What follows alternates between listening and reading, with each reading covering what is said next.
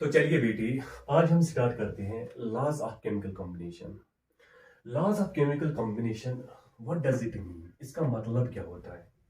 Laws of chemical combination मतलब जब भी हम क्वांटिटेटिव क्वांटिटेटिव स्टडी करते हैं, क्वांटिटेटिव स्टडी किन की क्वांटिटेटिव स्टडी करते हैं? Quantitative study of chemical reactions.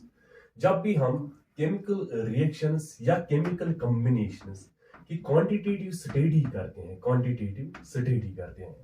Quantitative study here means जब भी हम मेजरमेंट करते हैं, मेजरमेंट मतलब measurement in terms of moles, in terms of volumes और इन टर्म्स ऑफ ग्राम्स, तो हम इसको क्वांटिटेटिव स्टडी बोलते हैं। जब भी हम क्वांटिटेटिव या मेजरमेंट करते हैं ऑफ केमिकल रिएक्शंस या ऑफ केमिकल कॉम्बिनेशंस, तो इससे क्या हुआ कि बहुत सारे लॉज डेवलप हुए। जो भी लॉज डेवलप हुए when chemical reactants combine together, जो भी लॉज, जो भी कवानीन डेवलप हुए, जब क्या हुआ, जब केमिकल रिएक्टेंट्स कंबाइन हुए, तो उन लॉज को हम क्या बोलते हैं? Laws of chemical combination, laws of chemical combination. जो हमारा पहला लॉ है that is law of conservation of mass, law of conservation of mass, law of conservation of mass.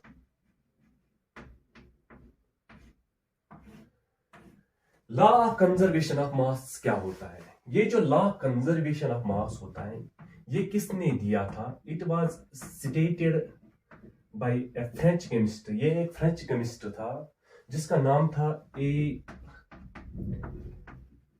Lavoisier, जिसको आप फादर ऑफ केमिस्ट्री के नाम से भी जानते हो। ये लॉ ऑफ कंजर्वेशन ऑफ मास ये किसने दिया था? ये ए लेवेजियर ने दिया था। ए लेवेजियर ने क्या स्टेट किया? इसने बोला कि जो मास ऑफ रिएक्टेंट्स होता है, जो मास ऑफ रिएक्टेंट्स होता है is always equal to mass of products. जो मास ऑफ रिएक्टेंट्स होता है it is always equal to mass of products, mass of products. शाबाश। मास ऑफ रिएक्टेंट्स ऑलवेज क्या होता है? Mass of products during any physical और chemical change, during any physical और chemical change. चाहे जो कोई भी चेंज आए, फिजिकल या केमिकल, फिजिकल चेंज कौन सी चेंज होती है? फॉर एग्जाम्पल मैंने क्या किया, मैंने यहां से एक आइस क्यूब लिया। एक आइस क्यूब जो ही मैंने लिया, इसको मैंने क्या किया? आइस को मैंने मेल्ट किया और ये किस स्टेट में चेंज हुआ? From solid to liquid. जो ही यहां पे स्टेट चेंज हुई, इस चेंज को मैं क्या बोलता हूं? Physical change. Chemical change means when there is making and breaking of bonds. जब बॉन्ड बनते हैं और जब बॉन्ड टूटते हैं, उस चेंज को हम क्या बोलते हैं? Chemical change. क्या बोलते हैं? Chemical change. तो क्या बोला लेवेजियर साहब ने? मास of reactants is always equal to mass of products during any physical or chemical change। जब भी कोई फिजिकल चेंज आती है या केमिकल चेंज आती है, मास ऑफ रिएक्टेंट्स हमेशा किसके बराबर होता है? Mass of products. Mass of reactant is always equal to the mass of products. इसने इसके लिए एक एक्सपेरिमेंट की थी, ये समझाने के लिए इसने एक एक्सपेरिमेंट की। एक्सपेरिमेंट इसने क्या की थी? इसने मर्क्यूरिक ऑक्साइड लिया था। क्या लिया था? Mercuric oxide. इसने मर्क्यूरिक ऑक्साइड लिया था, मर्क्यूरिक ऑक्साइड 100 ग्राम। इसने 100 ग्राम ऑफ मर्क्यूरिक ऑक्साइड लिया था। तो उसके बाद मर्क्यूरिक ऑक्साइड को लेवेजियर द्वारा हीट किया गया। जो ही लेवेजियर ने मर्क्यूरिक ऑक्साइड को हीट किया, तो यहां पे हमें क्या मिला? फ्री मर्क्यूरी और ऑक्सीजन गैस। फ्री मर्क्यूरी और ऑक्सीजन गैस मिला। तो क्या किया था लेवेजियर साहब ने? इसने मर्क्यूरिक ऑक्साइड का 100 ग्राम लिया था और फिर क्या किया? इसको हीट किया। जो ही इसको हीट किया, ये डिकम्पोज हुआ into free mercury plus oxygen gas. तो जब इनको मेजर किया गया तो ये इसको 92.6 ग्राम मरकरी के मिले और 7.4 ग्राम ऑक्सीजन के मिले। मतलब जब इसने मास ऑफ रिएक्टेंट साइड कितना आ रहा था 100 ग्राम, जब उसने mass of product side measure किया तो वो भी कितना आया 100 ग्राम। इसने बोला कि भैया जो मास ऑफ रिएक्टेंट्स होता है वो ऑलवेज किसके बराबर होता है, मास ऑफ प्रोडक्ट्स। किसके बराबर होता है, मास ऑफ प्रोडक्ट्स। इसीलिए इसका दूसरा नाम क्या पड़ा, मास can neither be created. Mass can neither be created, इसने ये भी हमें बताया कि मास कैन नीदर बी क्रिएटेड, ना हम मास बना सकते हैं नॉर डिस्ट्रॉयड, ना हम मास बना सकते हैं ना हम मास बिगाड़ सकते हैं। मतलब जब भी कोई केमिकल या फिजिकल चेंज हुई वहां पे क्या होता है, देयर ऑलवेज ऑकर्स इन डिस्ट्रक्टिबिलिटी। मतलब वहां पे कोई डिस्ट्रक्शन नहीं होती है। इन डिस्ट्रक्टिबिलिटी किस चीज की, of matter. Indestructibility of matter, मतलब जो मैटर होता है इन टर्म्स ऑफ मास और इन टर्म्स ऑफ वॉल्यूम्स और इन टर्म्स ऑफ मोल्स, वो हमेशा बराबर रहता है on reactant side as well as product side. इसको क्या बताया गया, इसको क्या बताया गया, दूसरा नाम लॉ ऑफ इनडिस्ट्रक्टिबिलिटी ऑफ मैटर। मतलब मास can neither be created nor be destroyed. Mass can neither be created nor be destroyed during any physical or chemical change. शाबाश। तो इसके बाद हम यहाँ पे क्या समझे, फॉर एग्जाम्पल अब आप लोगों से मैं एक क्वेश्चन यहाँ पे पूछता हूं। मैं आप लोगों से यहाँ पे एक क्वेश्चन पूछना चाहता हूं। शाबाश बच्चे, मुझे बताइए कि इसमें से, मुझे बताइए इसमें से जो मैं यहाँ पे आप लोगों को केमिकल रिएक्शंस दे रहा हूं, आप लोगों को बताना है कि इसमें कौन कौन सी केमिकल रिएक्शन फॉलो करती है law of conservation of mass. You have to tell me which of these reactions are following law of conservation of mass। Number first reaction is this, और नंबर सेकंड रिएक्शन हमारी है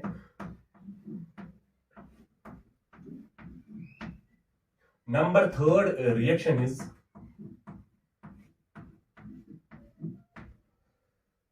number fourth reaction is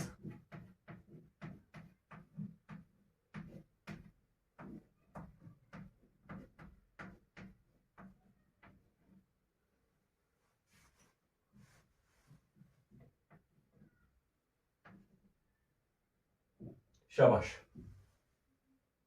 शाबाश बच्चों, तो बताइए, शाबाश शाबाश शाबाश,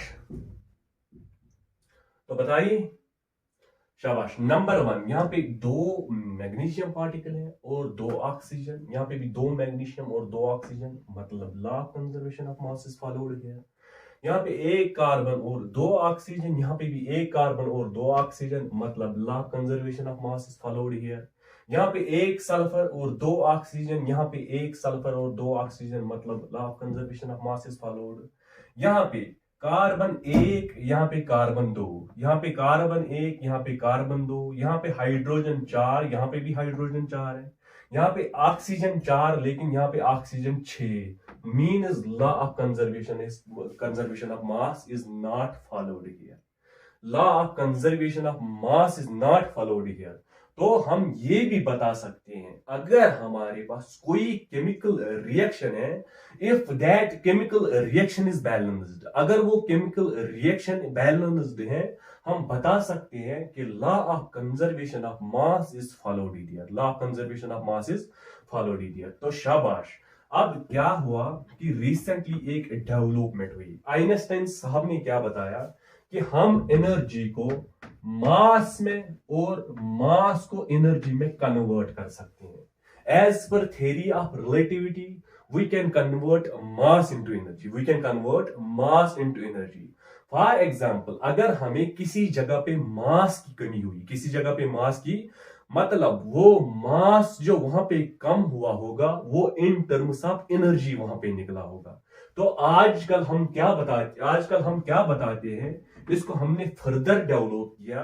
law of conservation of mass आजकल क्या स्टेट करता है कि mass of energy, mass as well as energy, mass as well as energy of reactant side is always equal to mass as well as energy of product side.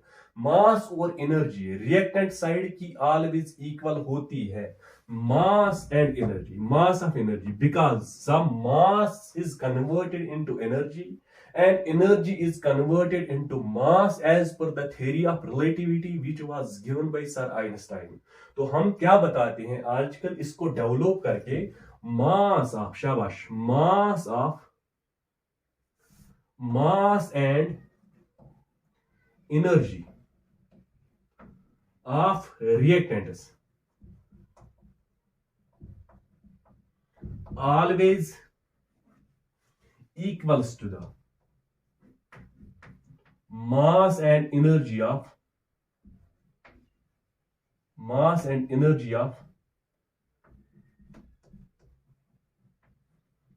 products। Mass and energy of reactants always equals to the mass and energy of product। शाबाश, ये क्या था हमारा law of conservation of मास। अब जो second law है that is law of constant composition.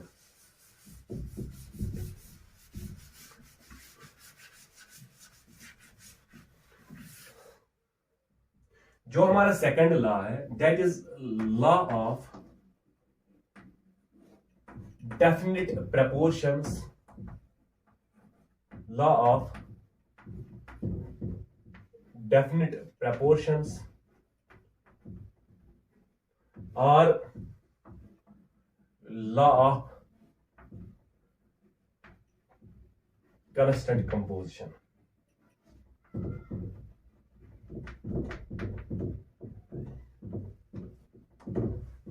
ये law जो है लॉ ऑफ डेफिनिट प्रपोर्शन और लॉ ऑफ कांस्टेंट कंपोजिशन, ये किसने दिया था? ये प्राउस्ट साहब ने दिया था।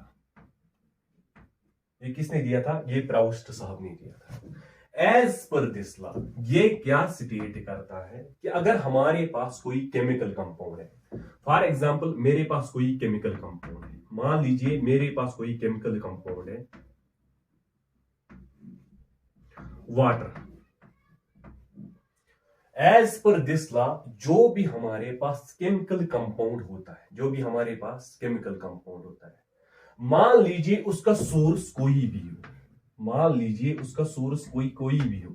फॉर एग्जांपल ये वाटर जो होता है ये मैं कई सोर्सेज से हासिल कर सकता हूं। फॉर एग्जांपल मान लीजिए मैंने जो ये वाटर है ये टैप से हासिल किया था, ये टैप वाटर था, या ये रेन वाटर भी हो सकता है, रेन वाटर, या मैंने ये सी से लिया था, इट वाज सी वाटर, या मैंने ये स्प्रिंग से लिया था, it was spring water.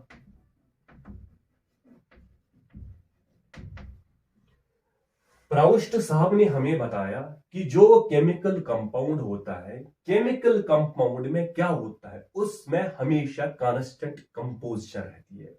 For example अगर हमने कोई केमिकल कंपाउंड लिया, उसमें एक तो सेम एलिमेंट रहते हैं, सेम एलिमेंट के अलावा उनकी कांस्टेंट कंपोजिशन होती है।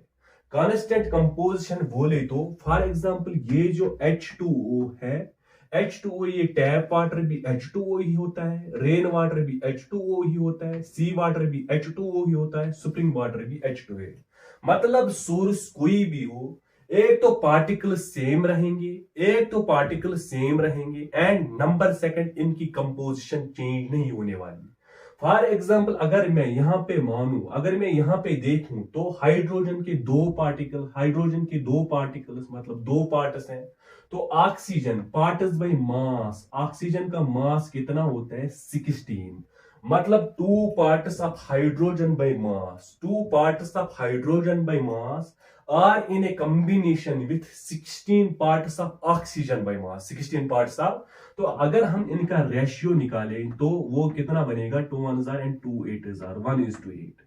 मतलब जो भी हम, मतलब जहां से भी हम कोई केमिकल कंपाउंड, जहां से भी कोई केमिकल कंपाउंड हमने हासिल किया, उसका सोर्स चाहे कुछ भी हो, लेकिन उसके एलिमेंट्स एक तो सेम ही रहने हैं, नंबर सेकंड उसकी कंपोजिशन कभी चेंज नहीं होगी।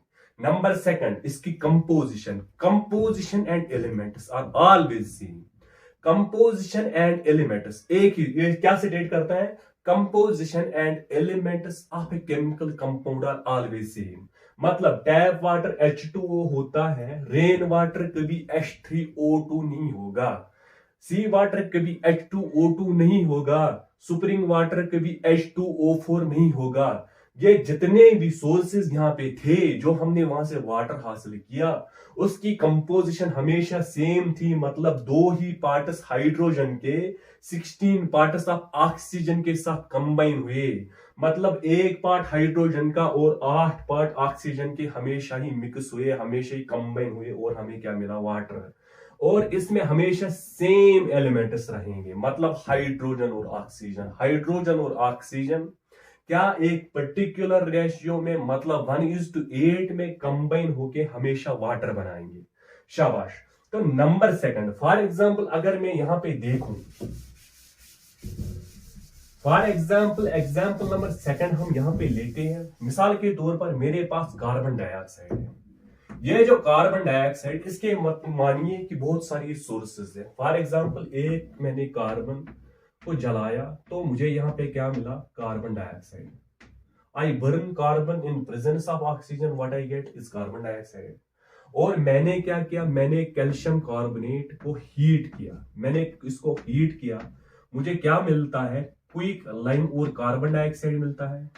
फॉर एग्जाम्पल मैंने कैल्शियम कार्बोनेट, मैंने मार्बल को मैंने डाइल्यूट HCl के साथ मिलाया, तो मुझे यहां से क्या मिलता है, कैल्शियम डाइक्लोराइड और उसके अलावा कार्बन डाइऑक्साइड गैस मिलता है, और उसके अलावा मुझे यहां से वाटर मिलता है। ये जो कार्बन डाइऑक्साइड, मान लीजिए ये एक सोर्स था, ये सेकंड सोर्स था मेरा, और ये थर्ड सोर्स, 1 2 एंड थर्ड। मान लीजिए इसके जो सोर्सेस थे, सोर्सेस तो डिफरेंट थे, लेकिन जो मुझे कार्बन डाइऑक्साइड यहां पे मिला, CO2 CO2 CO2, इसकी जो कंपोजिशन है, कंपोजिशन हमेशा इसकी सेम रहनी है, और सेम टाइप्स ऑफ एलिमेंट्स इसमें हमेशा रहने हैं। मतलब एक कार्बन और 2 ऑक्सीजन इसमें हमेशा आप लोगों को मिलेंगे। मतलब 12 पार्ट्स ऑफ कार्बन और 32 पार्ट्स ऑफ ऑक्सीजन इसमें आप लोगों को हमेशा मिलेंगे। मतलब 4 3 are 12, 4 8 are 32, मतलब 3:8 रेशियो में आप लोगों को ये कार्बन डाइऑक्साइड हमेशा मिलेगा।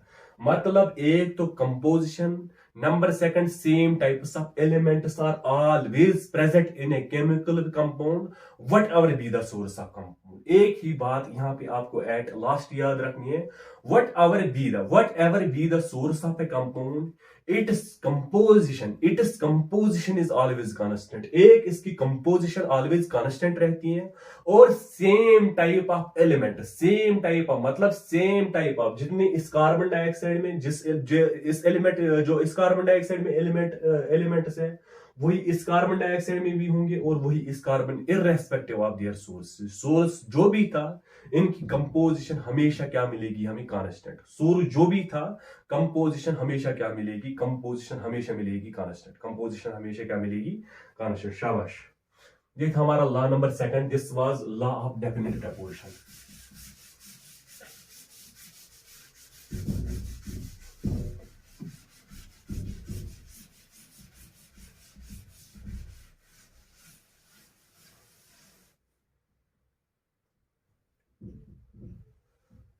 Now, number third is law of multiple proportion.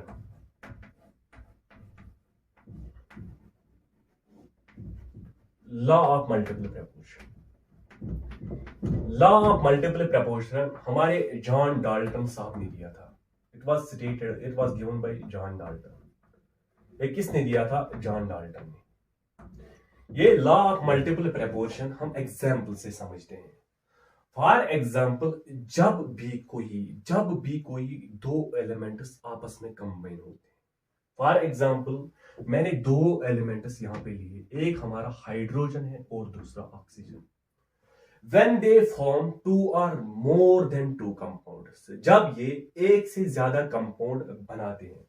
For example, जब हाइड्रोजन और ऑक्सीजन आपस में मिक्स हुआ तो इसने क्या किया, इसने वाटर बनाया, H2O बनाया। जब यही हाइड्रोजन और ऑक्सीजन, मेरी बात अच्छे से समझना, जब यही हाइड्रोजन और ऑक्सीजन आपस में कंबाइन हुए तो इसने H2O2 बनाया।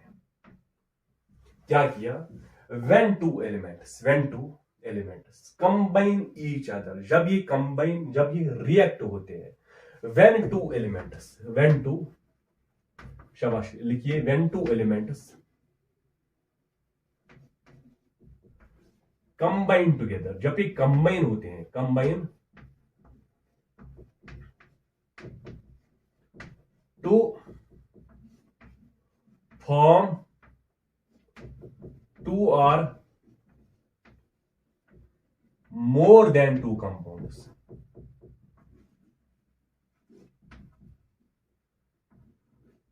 to form two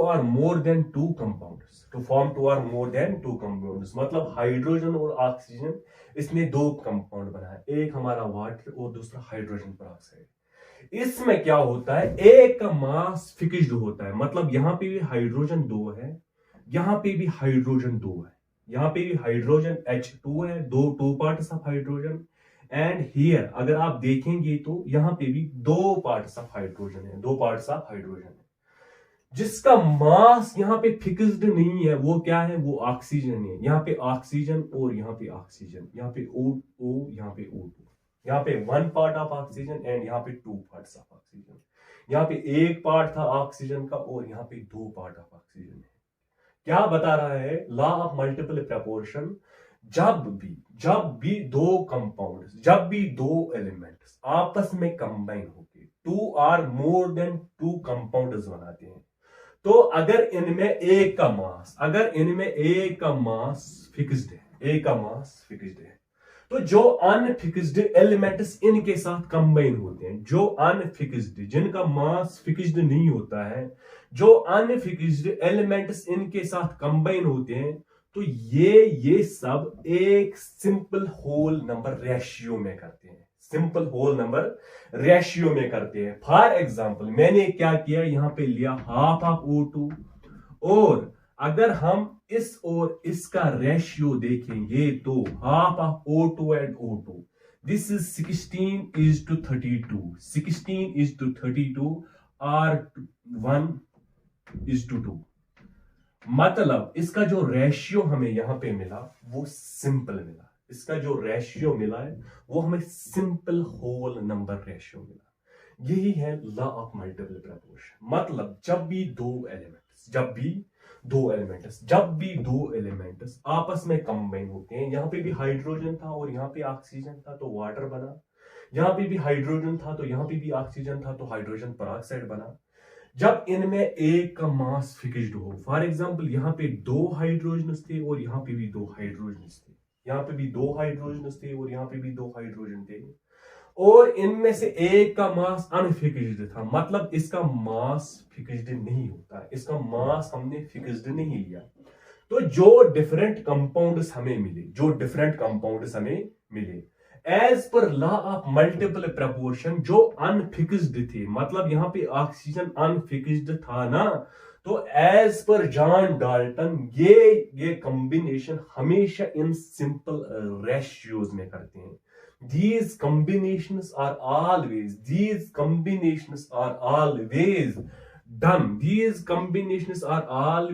done by the simple ratios of unfixed element, मतलब इनका रेशियो जो था वो अनफिक्स्ड था, इनके साथ फिक्स होके इन्होंने क्या किए, दो डिफरेंट कंपाउंड्स बनाए।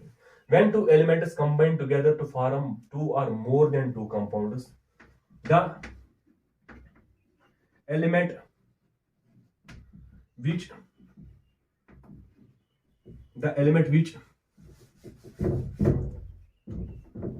combines with fixed mass of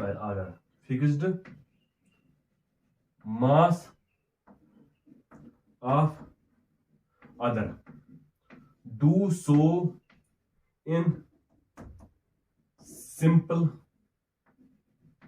whole number ratios. Simple whole number ratios. When two elements combine, जब दो elements combine होते हैं तो ये क्या करते हैं, ये दो से ज्यादा कंपाउंड जब बनाते हैं तो जो एलिमेंट कंबाइन होता है फिक्स्ड मास ऑफ अदर से, मतलब यहां पे हाइड्रोजन फिक्स्ड था ना, तो ये क्या करते हैं जो अनफिक्स्ड होते हैं ये ऑलवेज ये कॉम्बिनेशन किस रेशियो में करते हैं, इन सिंपल रेशियोज। होप ये आप लोगों को समझ आया होगा।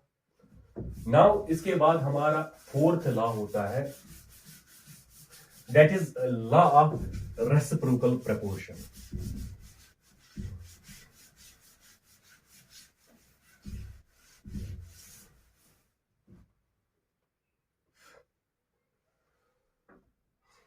Number fourth law is law of reciprocal proportion.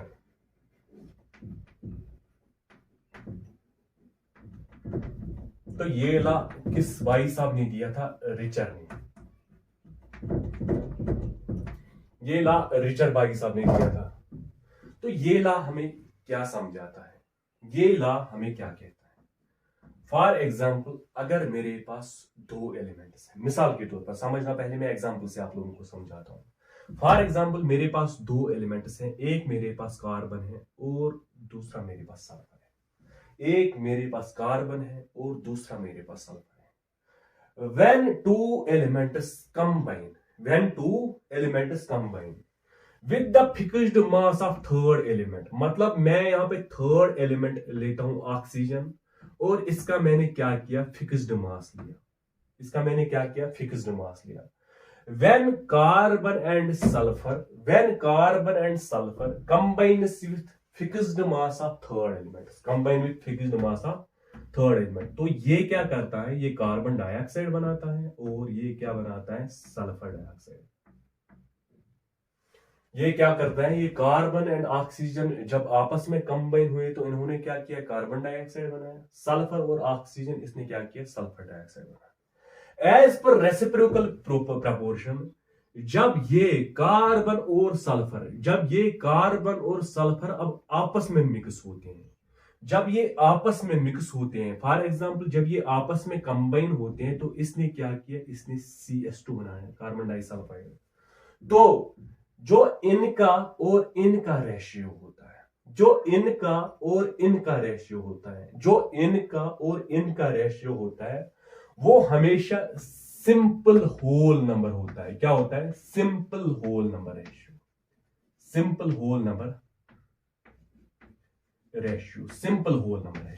क्या बताया मैंने आप लोगों को, जब दो एलिमेंट्स, मान लीजिए कि कार्बन एक एलिमेंट था मेरा, सल्फर दूसरा एलिमेंट था मेरा, जब दो एलिमेंट्स तीसरे एलिमेंट्स के साथ कंबाइन होते हैं, लेकिन जो तीसरा एलिमेंट हमारे पास है उसका मास फिक्स होना चाहिए, इसका मास क्या होना चाहिए, फिक्स्ड होना चाहिए।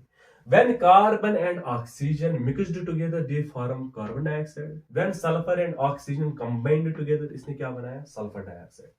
तो एज पर रेसिप्रोकल प्रोपोर्शन, जब कार्बन और सल्फर आपस में कंबाइन होते हैं तो इसने यहां पे क्या बनाया, कार्बन डाइसल्फाइड।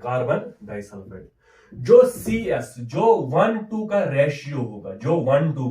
रेशियो होगा, अगर हम उस रेशियो को इसके साथ प्रपोर्शनेट करें, मतलब उस रेशियो को इस रेशियो के साथ कंबाइन करें, मतलब जब ये आपस में कंबाइन हुए थे तो वो क्या होगा, एक सिंपल और होल नंबर रेशियो।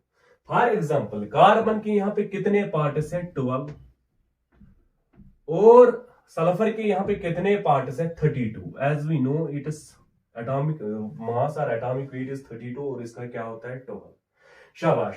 तो इसका हम रेशियो निकालेंगे, 4 3s are 12, 4 8s are 32, मतलब ये इनका हमें रेशियो मिला कार्बन और सल्फर का 3:8। अब हम इसका रेशियो देखेंगे, मतलब जब कार्बन और सल्फर आपस में ही कंबाइन हुए थे तो क्या बनाया था, कार्बन डाइसल्फाइड। तो carbon it is 12 as you know. तो S2 कितना होता है, 32 इंटू 2 दैट इज 64। तो 3, शाबाश, किससे होगा, 12 3 से ही, शाबाश, 3 4 से होगा, 4 3 आर 12, 4 3 आर 12, 4 1 आर 4, 4 6 आर 24। मतलब जो इसका रेशियो आया वो कितना आया, 3:16। इसका रेशियो हमें क्या मिला था, 3:8, और इसका रेशियो हमें क्या मिला, 3:16। मान लीजिए ये हमारी इक्वेशन 1 है, मान लीजिए this is our equation second, ये हमारी इक्वेशन सेकंड है। तो इक्वेशन 1 और सेकंड को आपस में कंबाइन करके हम देखते हैं कि हमें यहाँ पे क्या मिलेगा। फ्रॉम इक्वेशन सेकंड हमें मिला 3/8, और यहां से हमें क्या मिला, 3/16। यहां से क्या मिला, 3/8, और यहां से क्या मिला, 3/16। शाबाश। 16 इंटू 3 कितना होता है, 48 इज टू 3 इंटू 8 कितना होता है, 24। 24 1 जार, 24 2 जार। यहाँ पे हमें 2:1 मिला। Isn't this a simple whole number ratio? है ना simple whole number ratio? If this is a simple whole number ratio, then law of reciprocal proportion is valid. मतलब law of reciprocal proportion हमें क्या समझाता था, जब दो elements, when two elements combine with the fixed mass of third element, तो जब वो अब आपस में ही कंबाइन करते हैं, जब वो आपस में ही कंबाइन करते हैं, फॉर एग्जांपल कार्बन अब सल्फर के साथ ही कंबाइन हुआ और क्या किया, इसने CS2 बनाया, कार्बन डाइसल्फाइड। तो जो इनका रेशियो था पहले जब वो फिक्स्ड मास ऑफ ऑक्सीजन के साथ कंबाइन हुए, जो इनका रेशियो था, और तब जो हमें रेशियो मिला when carbon combined with sulphur to form carbon disulphide, तो ये रेशियो CS और CS2 का हमेशा क्या होगा, simple whole number ratio. This is law of reciprocal proportion. I hope आप लोगों को समझ आया होगा, इसलिए